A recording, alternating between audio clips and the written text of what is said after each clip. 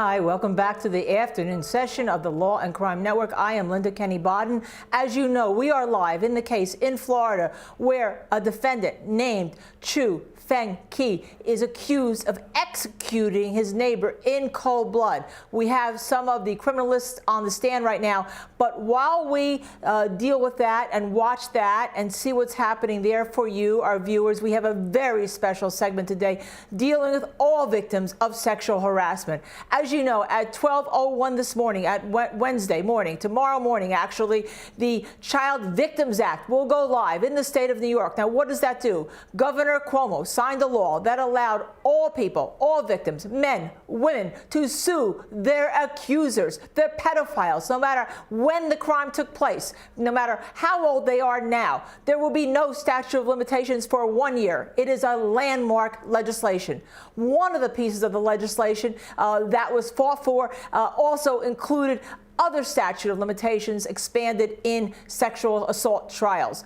One of the activists for that legislation is a woman named Sullivan. I am pleased to have her here today. But before we introduce her, let Kamana, my producer, play a little bit about her because she is being, she says, re-victimized. Let's listen. My name is Sullivan. I'm a registered nurse. I advocate for the safety and health of children. But right now, a state agency in New York called the Joint Commission on Public Ethics, JCOPE, is impinging on my freedom of speech, threatening to fine me $40,000 and charge me with a Class A misdemeanor. I'm not paid by anyone. I'm a volunteer, and I'm one of thousands of courageous survivors who fought for the passage of the Child Victims Act, February 2019 in New York State. In New York State, JCOPE requires you to register as a lobbyist, file reports, and pay fees to be able to use hashtags in support of advocacy, to tweet or tag elected officials, or even if you want to mention legislation by its name. We have her here live in the studio. Thank you for joining me, Sullivan. You are a nurse by trade and profession, correct? That is correct. And in fact, you actually became an activist after you sued a school in New York that you went to when you were assaulted by a coach, teacher, and they settled the case. And after they settled the case, they did what? Conducted an investigation, right? They did, but actually I could not sue them. They settled with me without any legal recourse, which is where my fight really began, was that the statute of limitations, both criminally and civilly, had expired for me by the time I turned age 23. So they did settle with you, and then they did an investigation. They found that at the school, which was what, Emma Willard School in Troy, New York, that they found that there had been a history of sexual abuse of students by teachers from the 1950s, correct? Actually, it went all the way up until 2010. The scope of the report ended in 2010, and there were 105 students at the Emma Willard School that their cases were referred to police, and every single one, the statute of limitations had expired. So indeed, you then took out 3 billboards after the famous movie 3 Billboards in Ebbing, Missouri. Yes. And the 3 billboards were to what? Well, the 3 billboards were really a public service to warn people about my rapist because there was nothing I could do. His record was clean.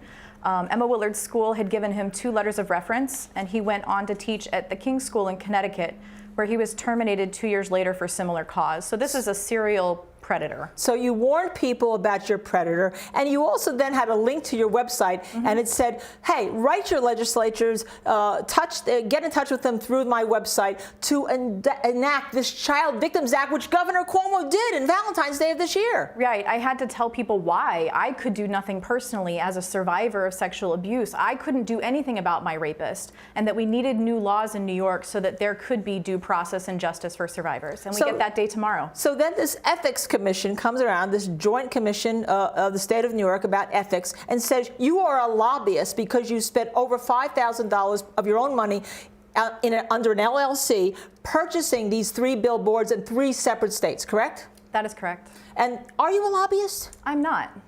Would you be a lobbyist under the federal government law? No, actually, not at all. And so they now want to fine you, what, $40,000 for spending your own money as a rape survivor to tell people, to warn them about being a rape survivor, and to say we should enact this law that all the politicians are now getting credit for?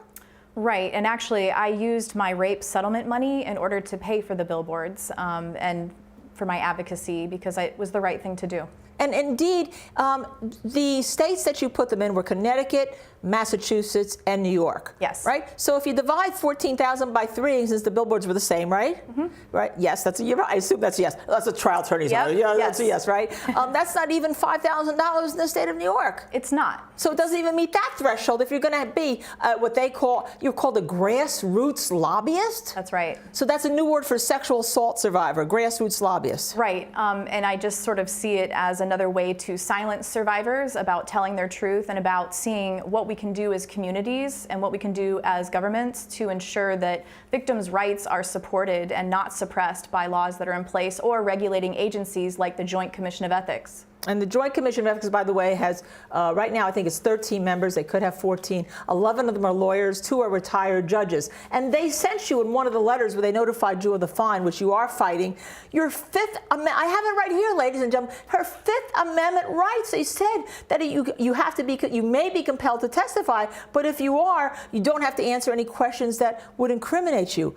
Are you a criminal, Kat? I have no idea where Jacob is getting that definition of me. I'm a registered nurse, and I advocate. And a sexual assault survivor, right? And somebody who advocated for this law, which is fabulous. Thank you. Has this re-victimized you? Honestly, Jacob gave me 2 choices, and that was to register and pay fees or to face persecution. And it feels very similar to the choices I was given at Emma Willard School. I was asked to withdraw from school to be able to keep my college recommendations from the school intact and to get a diploma, or I would be expelled and I would lose my future. Expelled if you lose your future if you went on with reporting, but you did. You found the courage, right? It took me a while. I didn't come forward until a friend, an alum, reached out to me 20 years later and said, I can't stop thinking about what happened to you and I hope that you're okay and what can I do to help? Well, one of the things this law does, and we did look at one of the people, the senator who actually pushed the law through the Senate. It allows victims to seek civil actions against their abusers until they turn 55, and also extends the statute of limitations to allow criminal charges against sexual abusers of children until the victims turn 28 for felony cases and up from 23. So you know that this law is now being said can be used against some people in the high-profile arena, correct? That's correct. It is being used against high-profile people. Right. And indeed, Senator Brad Hoylman, who was the sponsor of the law in the Senate, said, and I will quote his tweet, Jeffrey Epstein is dead, but thanks to the Child Victims Act, survivors of the abuse will still have the opportunity to hold his estate accountable and reveal those who enabled the abuse in a court of law. It is long overdue. How does that make you feel that you were part of advocating for a law that gave victims their rights, and yet now you're asked to pay the state $40,000, given your Fifth Amendment rights, and being called a lobbyist?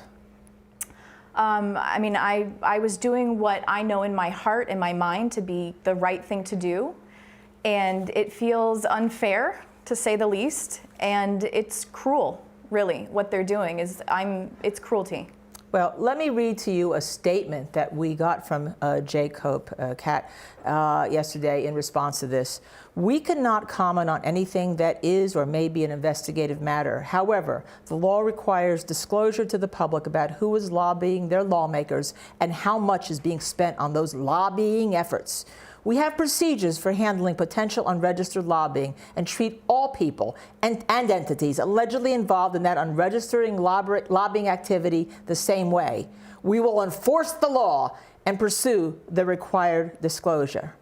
How does that make you feel with, on one hand, the state has enacted the Child Victims Act, and on the other hand, they're saying you, a survivor who spent $14,000 over 3 states on billboards to warn people and advocate for this act, are basically a criminal? So there's a statement in there that they made that says that they treat all people and entities equally. And I would say that that is categorically false. We know that this is not true. We know that with Percoco, who's sitting in federal prison right now for his crimes in the state of New York, J. Cope couldn't be bothered to investigate him. In fact, they dropped the investigation. So to read a statement like that saying that they treat all parties and entities equally, it's incorrect. It is a lie. Well, Kat, thank you very much. I became interested in your case because as a lawyer I was seen by victims of priest abuse many years ago. I could not help them. I still remember the look on their faces, and I hope this act provides them with some dignity, and I know it will me. We have to take a quick break. When we come back, we'll be discussing the case of Grant Amato. The jury sentenced him but gave a recommended verdict last night.